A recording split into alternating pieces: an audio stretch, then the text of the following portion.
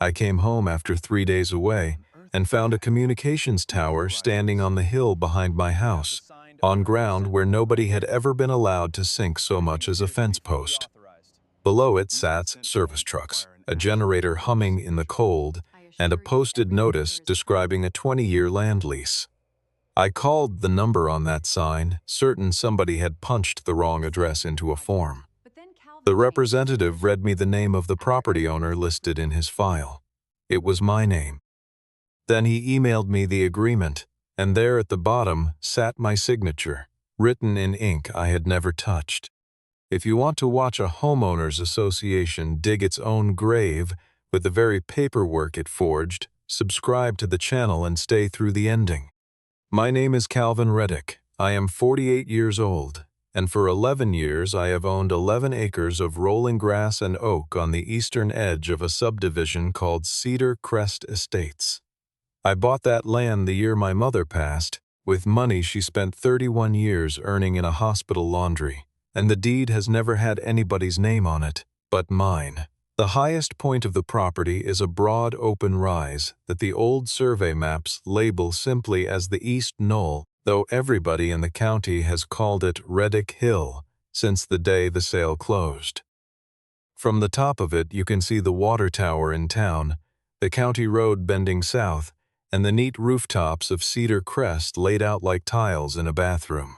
I have walked that hill in every season, in snow that came up over my boots, and in August heat that made the air shimmer above the grass. I know where the ground goes soft after rain, and where the deer come through the fence line. So when I came up my own driveway that Thursday evening and saw a lattice of gray steel rising 180 feet into the sky where nothing but sky had ever been, my hands went cold on the wheel before my brain caught up. I did not stop at the house. I drove past my own front porch, past the mailbox stuffed with 3 days of circulars, and took the dirt track that climbs the back of the property. Except it was not a dirt track anymore. Somebody had widened it by a good 8 feet, cut back the hawthorn along the western edge, and laid down fresh crushed stone that crunched under my tires like broken glass. A section of my fence, 4 posts and the wire between them, had been pulled and stacked neatly against a tree as though the person doing it had been polite about the theft. Halfway up, a gray electrical cabinet stood on a poured concrete pad, still smelling faintly of curing cement. I remember thinking, with a strange flat calm, that concrete takes days to set, and that whoever poured it had known I would be gone. There were 3 men at the top. 1 was up in a bucket lift, 2 were feeding cable from a spool, and a 4th vehicle was parked with its tailgate down and coffee cups on it. I got out of my truck and walked toward the nearest one, a heavy-set man in a reflective vest who looked up at me with the mild patience of somebody who assumes every stranger is a lost delivery driver. I asked him who had authorized work on this parcel. He said the crew had a full access package, that everything was cleared, and that if I had a complaint about noise, I should call the number posted at the gate. I told him there was no gate. He said there was one now. I asked him again, slower, who had given permission for a tower on this hill. He shrugged and said, with real confidence, that they had lawful access from the landowner, and I said, in a voice I did not recognize as my own, that I was the landowner. The air changed. He looked at me the way you look at a car that has just started rolling downhill with nobody in it. Then he reached for his radio and asked somebody named Gavin to come up to the site. Gavin Shaw was maybe 40, dressed in the clean version of work clothes that project managers wear, and he came out of a white pickup with a tablet already in his hand. He was courteous in the way people are courteous when they believe they are about to clear up a small misunderstanding on their way to lunch. He introduced himself as the project manager for Northline wireless infrastructure, asked my name, and when I gave it, something flickered across his face that I would spend the next several weeks thinking about. He turned the tablet toward me and started swiping through documents, narrating as he went. The way a man does when he is reassuring himself as much as you. Owner consent form. Grant of access. Site plan with a surveyed footprint. Long-term lease, 20 years, with 2 renewal options attached. Every one of those documents carried the same name in the owner field. Calvin Reddick. My address spelled correctly. My parcel identification number, correct down to the last digit.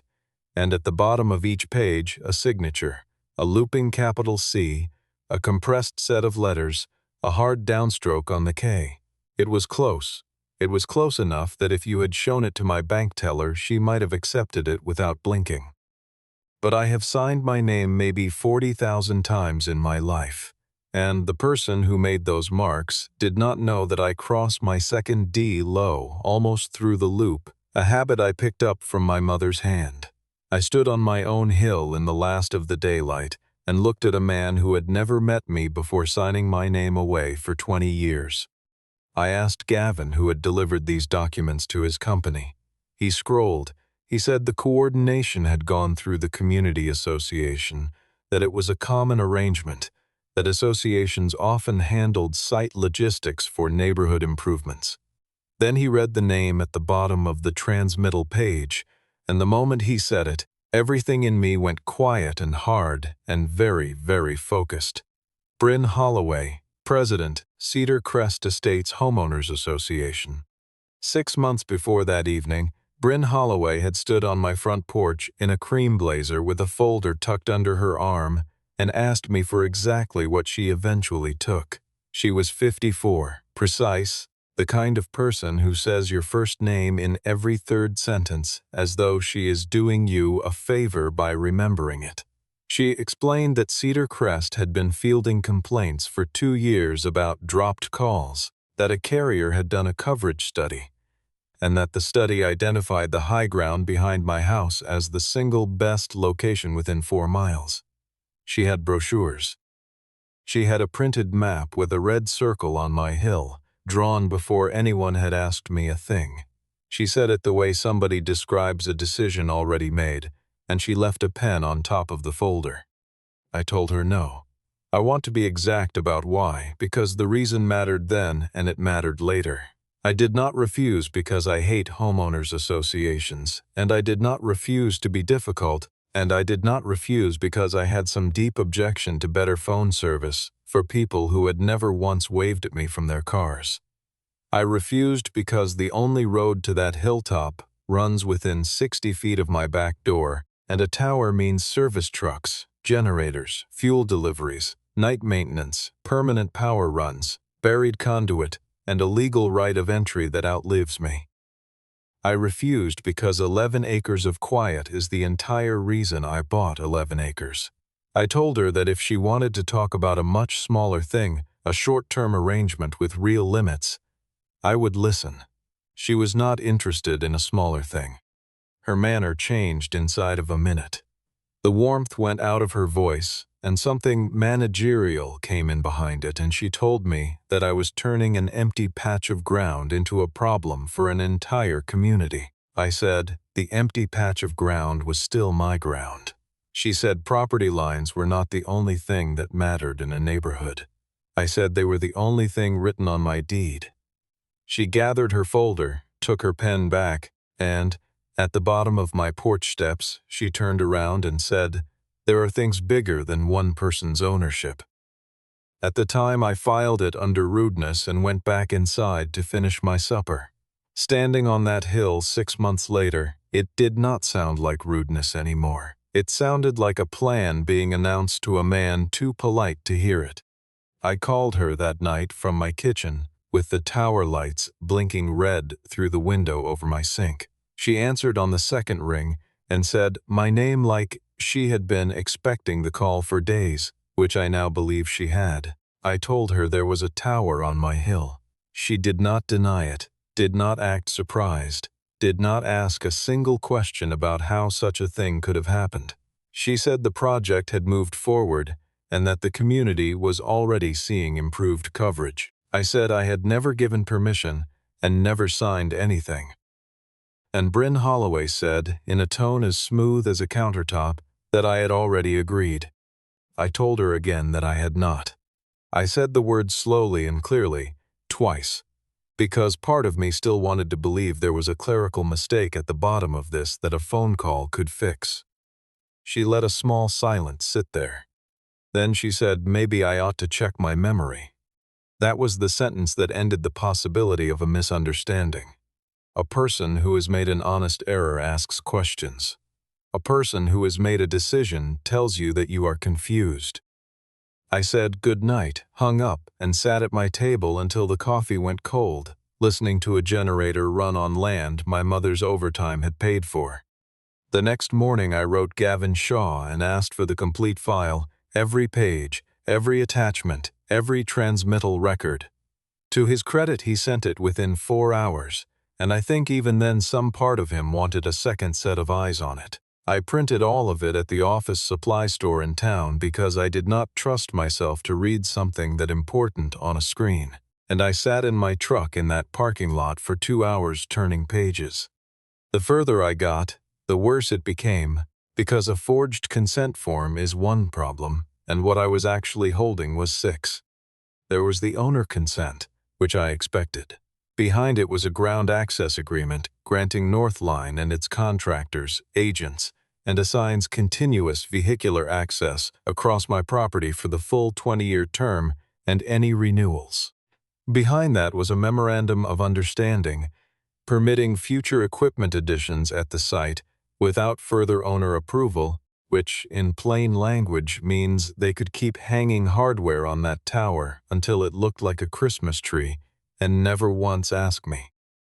There was a utility easement description covering a trench line that ran diagonally across 2 of my best acres. There was an indemnity clause in which I supposedly agreed to hold Northline harmless for damage to my own land. And then, at the very back, there was the payment schedule. That schedule is where the whole thing stopped being an insult and started being a theft. The rent for the site was to be paid to me in modest annual installments at an address that was mine. Fine.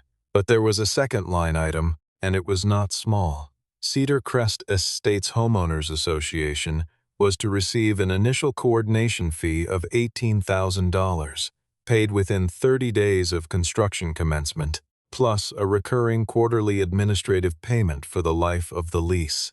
The document described the association as the coordinating entity authorized by the landowner. Somebody had used my name not merely to put steel on my hill, but to install a middleman between me and my own property, and then pay that middleman for the privilege.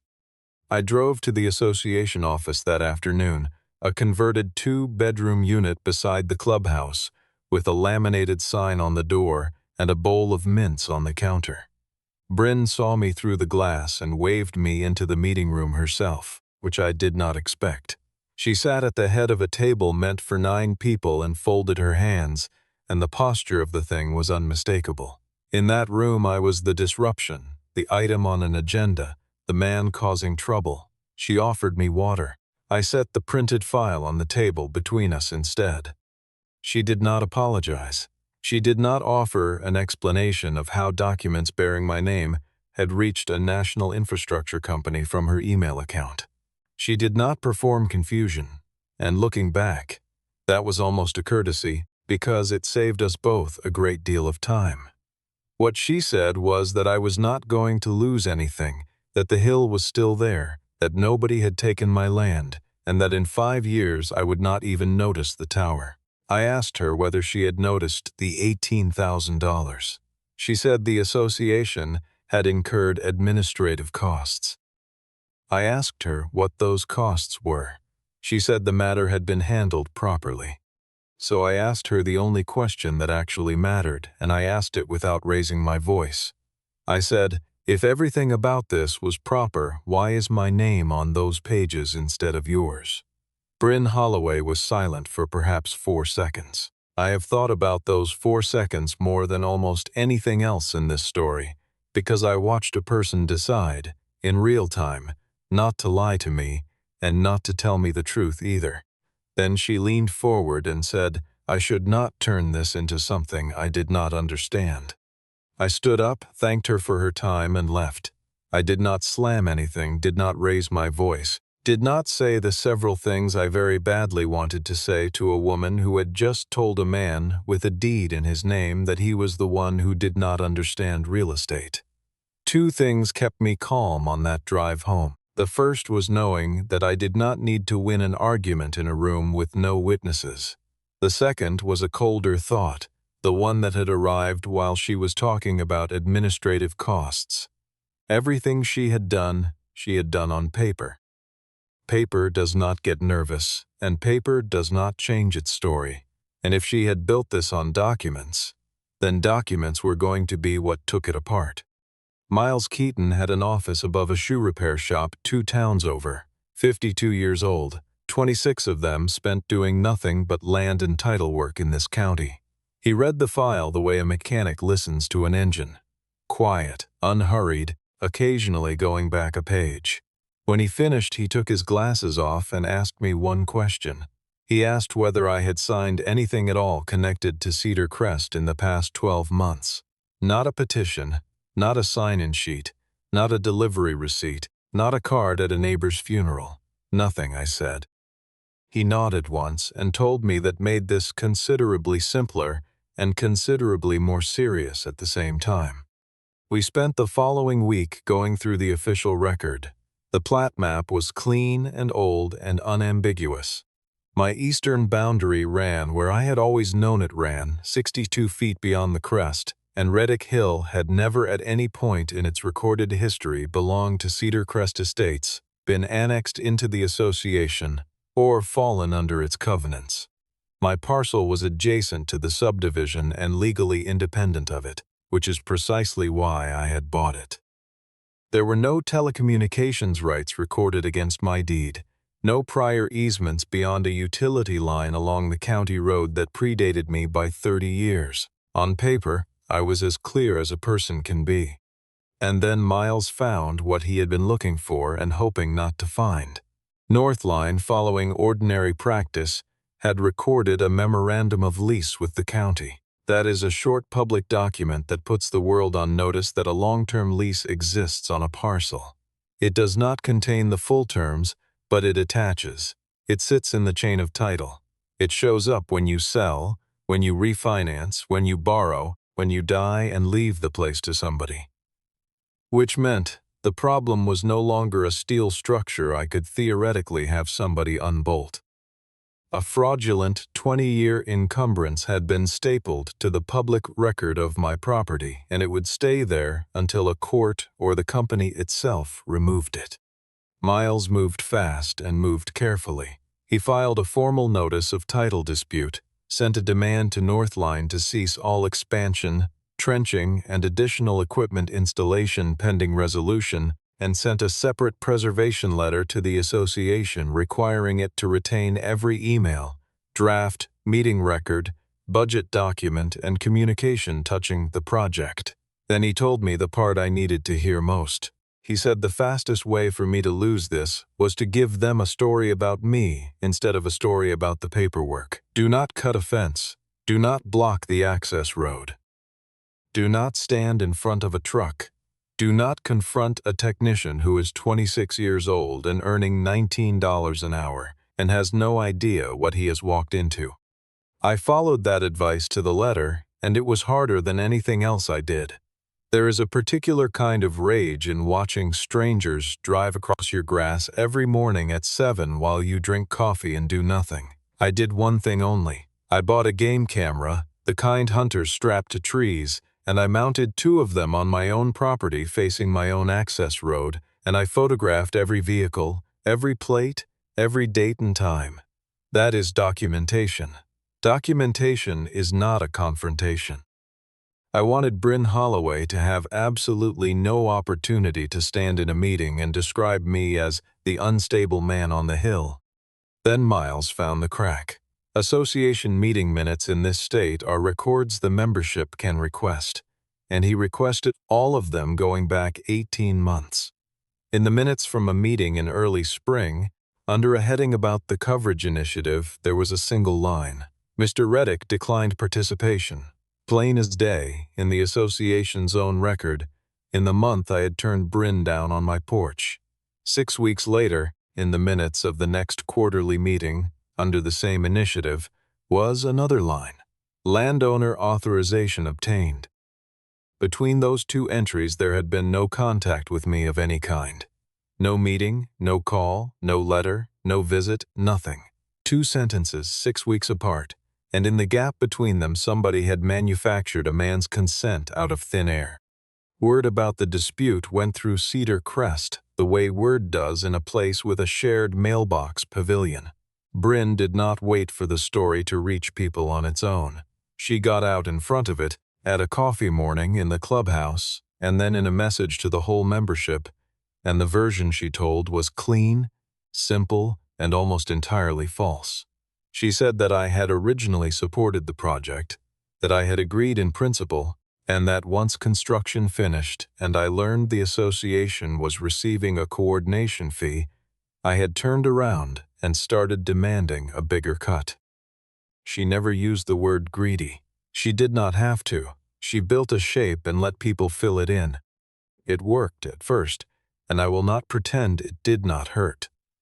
A man I had jump-started in January stopped looking at me at the hardware store. A woman who used to bring her grandchildren down my fence line to see the horses next door began driving the long way around.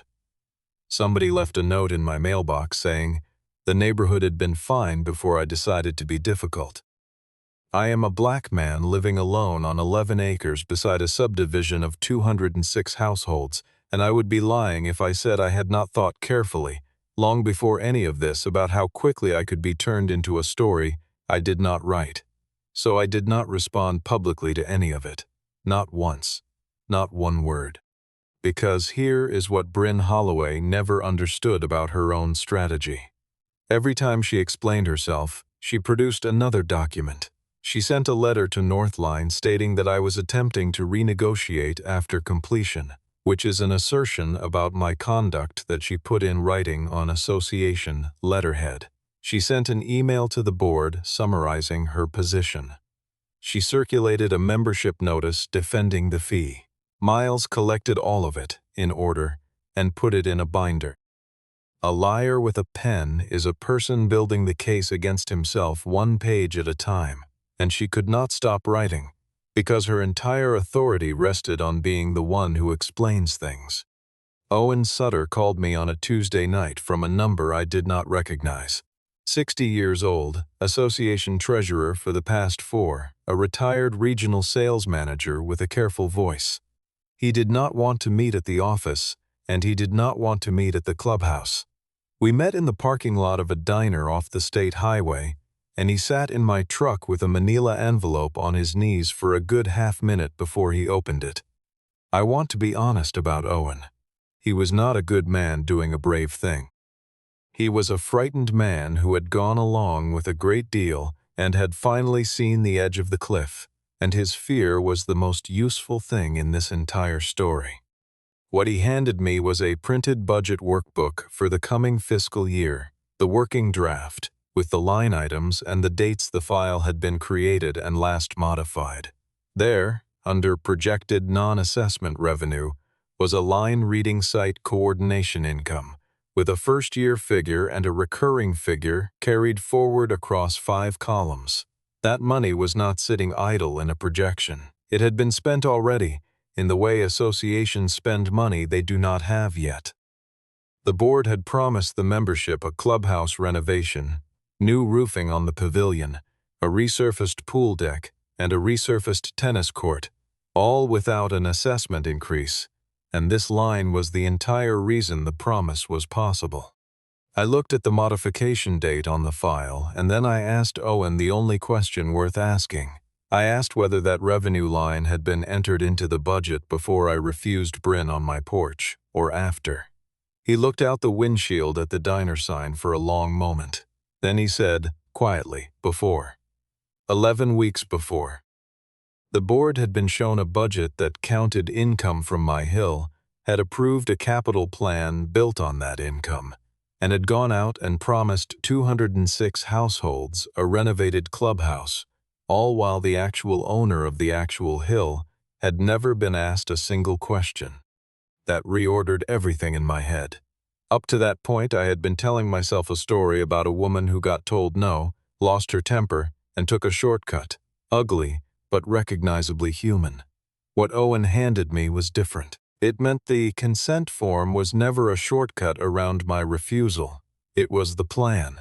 My answer had never been part of the equation, because the money had already been assigned, the promises had already been made, and by the time Bryn Holloway stood on my porch with a pen on top of a folder, my signature was not something she needed to obtain. It was something she needed to produce.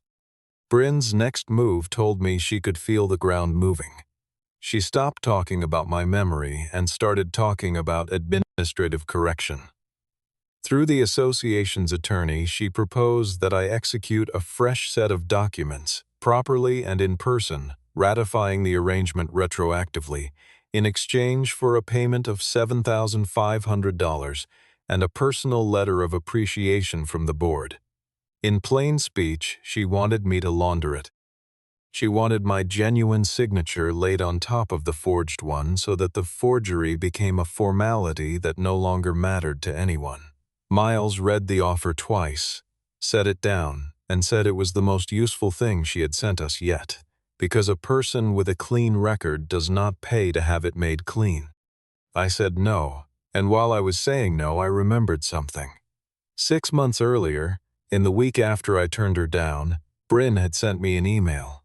I remembered being annoyed by it, and I remembered deciding it was not worth answering, which meant I had almost certainly never deleted it.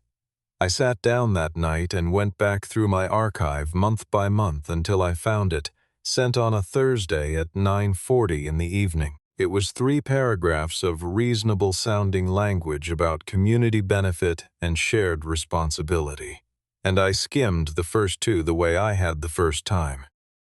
It was the last sentence that made me sit up so fast I knocked my mug over. She had written that if I would not cooperate, the board would have to find another path forward for the project. That is all.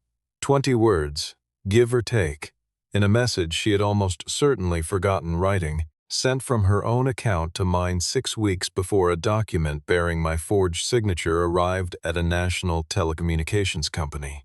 On its own, it proves nothing. Set beside minutes recording my refusal, minutes recording an authorization that never happened, a budget dated before my refusal, and a signature I did not write, it stops being a sentence and becomes a hinge. Miles told me not to forward it anywhere, not to print it, not to touch it. He had a specialist preserve the original message with its full header data, and it went into the binder. Meanwhile, Gavin Shaw had begun conducting an investigation of his own, and nobody had asked him to. I did not know it at the time. He told me later that the thing that started him was small and stupid and would not leave him alone. In 11 years of siting towers, he had never once completed a project without speaking directly to the landowner, and he had never spoken to me, not on the phone, not at a walkthrough, not at a closing. He had asked about it early and been told the owner preferred to work through the association, and he had accepted that because people are busy and it was a Tuesday and the file looked complete. So he pulled the file apart. Every document in the approval package had arrived as an attachment from a single email address belonging to Bryn Holloway. The executed consent came from her. The access agreement came from her. The site plan corrections came from her.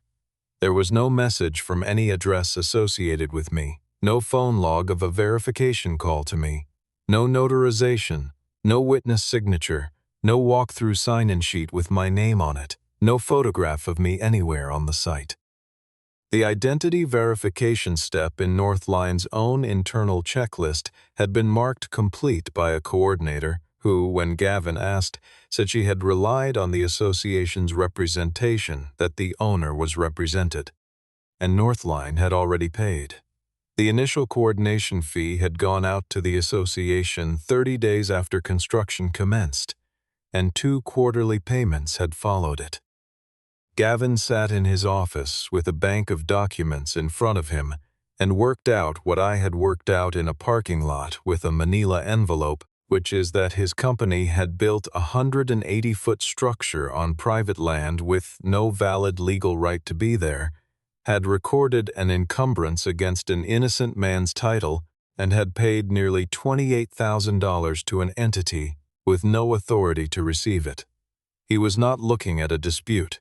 He was looking at trespass, at a clouded title, and at a corporate liability with his signature in the approval chain. Bryn Holloway's single most important ally stopped being her ally in the space of one afternoon.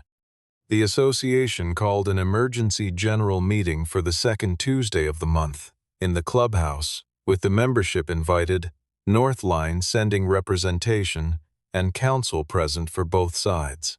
I understood exactly what it was meant to be. It was meant to be the room where the neighborhood watched me be handled, where a reasonable woman in a blazer explained a regrettable situation caused by an unreasonable man, and where the whole thing got voted into the past tense. Miles asked me that morning how much I intended to say. I told him I intended to say almost nothing, and he smiled for the first time since I had met him and said that was exactly right. Bryn came in confident. I will give her that much. She had a slide presentation, a timeline, and the same steady voice, and for 11 minutes she was very good. She described a coverage crisis, a study, a community initiative, and a landowner who had participated in early discussions and indicated support. She used the phrase tacit agreement twice. She said the association had acted in good faith on the understanding that authorization was in hand. Then she pivoted to me, and she said that once the structure was complete and its value evident, I had come forward seeking to renegotiate terms. She sat down. Somebody in the third row actually nodded. Miles Keaton did not use slides. He stood up with a binder and asked the chair for permission to place 5 documents on the table, and he laid them down one at a time, reading the relevant line from each and then setting it flat where everyone could see. The first was the association's own minutes recording that Mr. Reddick declined participation, with the date. The second was Bryn's email saying the board would find another path forward, sent 19 days after that meeting. The third was the executed consent form bearing my signature, dated 22 days after the email. The fourth was Northline's transmittal record, showing that every approval document had arrived from Bryn Holloway's account, and that no communication of any kind had ever been received from me. The fifth was the budget workbook, with its creation date, projecting revenue from the site 11 weeks before I was ever asked. The room did not erupt. It got quiet in a way I have only heard a few times in my life, the quiet of 100 people doing arithmetic at once. Bryn stood and said that administrative processes had been followed imperfectly, that documentation practices at the association had been informal for years, and that any irregularity was procedural rather than intentional. She said the word procedural 3 times in 90 seconds. And then Gavin Shaw stood up at the back in a plain gray jacket and asked the question that finished it. He asked, very simply, who sent us Mr. Reddick's signature? Bryn did not answer it. She started a sentence about the coordination process and the volume of documentation involved in a project of this scale, and Gavin let her get about 15 words in before he repeated the question in exactly the same words and the same flat tone. She said the documentation had been assembled by the association office. He asked who specifically. She said she would need to review the records. He said the records were in front of her, and that every attachment had come from her account. Then she said nothing at all, and the silence went on 4 seconds, then 6, then long enough that people began to shift in their chairs. Owen Sutter broke it.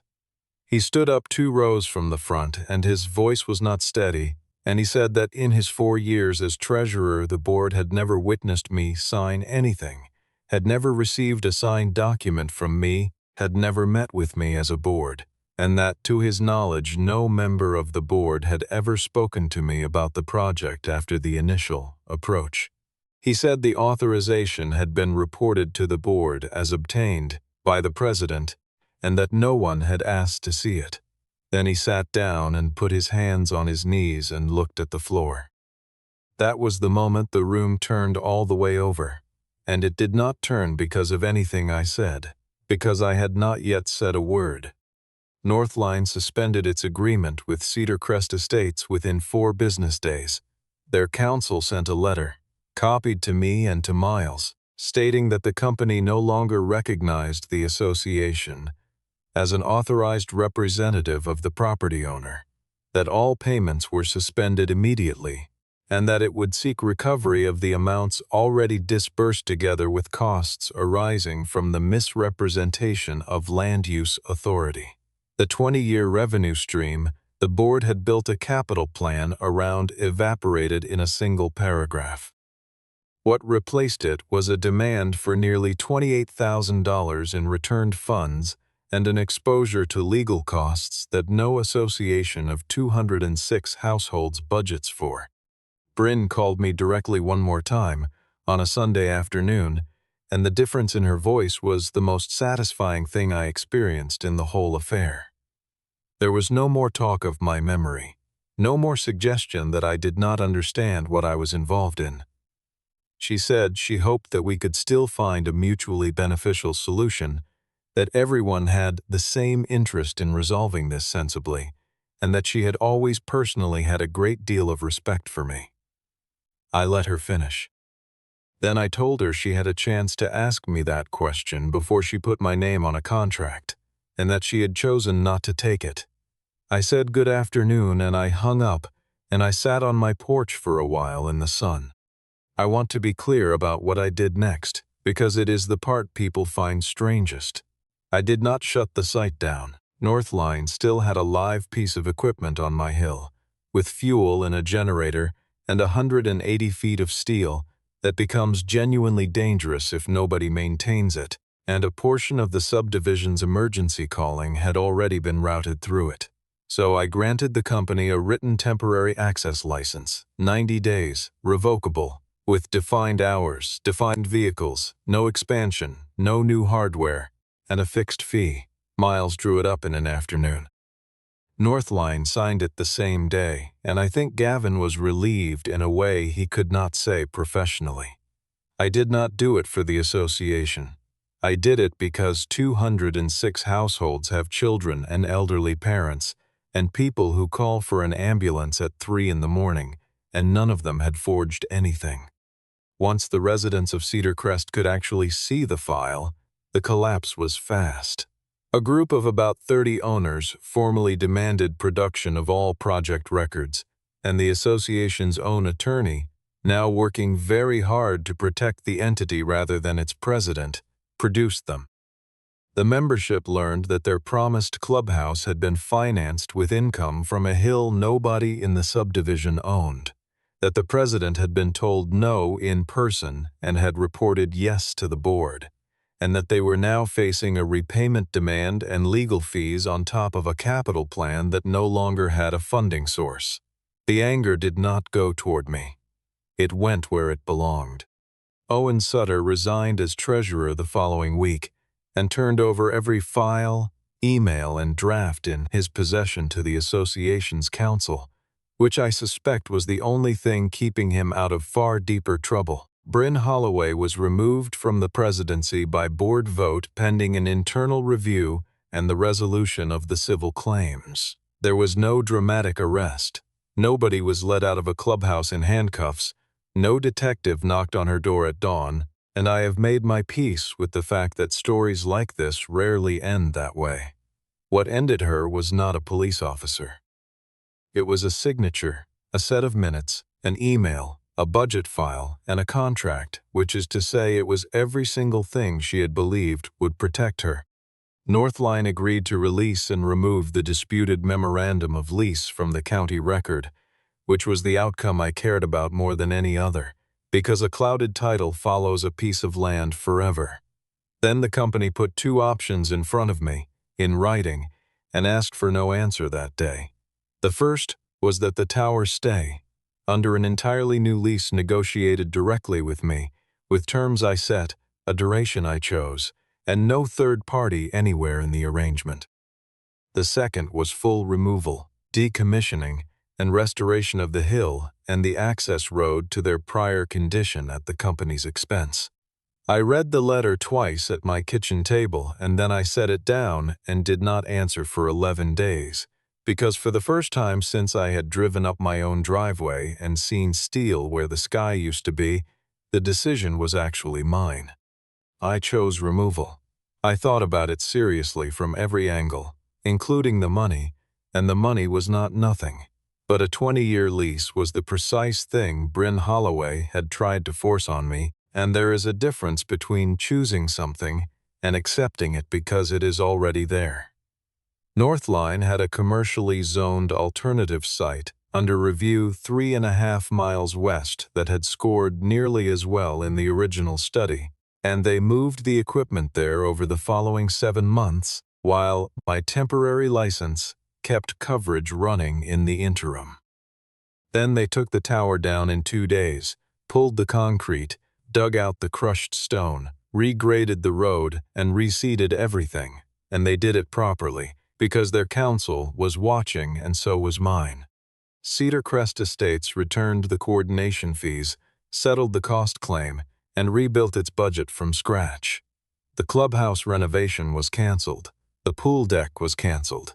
The membership approved an assessment increase of just under $40 a quarter to cover the legal costs of the affair, which is a number every household in that subdivision now associates with one person's name. I heard eventually that Bryn Holloway sold and moved about 90 miles away. I never spoke to her again, and I have never once wished I had.